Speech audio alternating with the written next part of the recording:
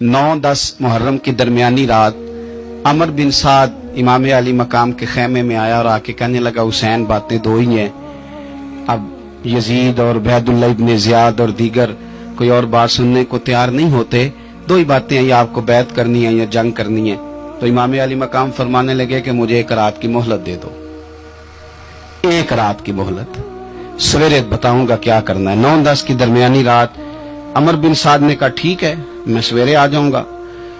तो अमर बिन साद खेमे से बाहर निकला तो हजरत अब्बास बिन अली, हजरत अब्बास रदी अल्लाह ताला अन्हु हाजिर बारगाह हुए तो इमाम अली मकाम से अर्ज करने लगे, भाईजान मुझे पता है सवेरे आपने क्या फैसला करना है और आपको भी पता है सवेरे क्या फैसला करना है। तो ये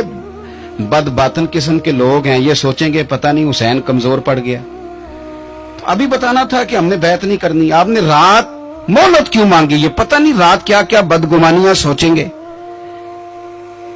फैसला तो सवेरे भी वही होना है और अब भी वही होना है कि हम यजीद की बैत करने को तैयार नहीं है, तो आप ये भी बात कर देते। तो इमाम हुसैन फरमाने लगे, अब्बास तेरा क्या ख्याल है, मैंने सोचने के लिए टाइम लिया है, तेरा क्या ख्याल है कि मैंने कोई नए राह तलाश करनी है, कोई मुझे और किसी फौज के पहुंच जाने की उम्मीद है।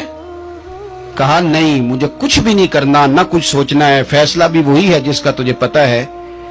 लेकिन भाई ये आखिरी रात बची है, कल हुसैन दुनिया से जाएगा,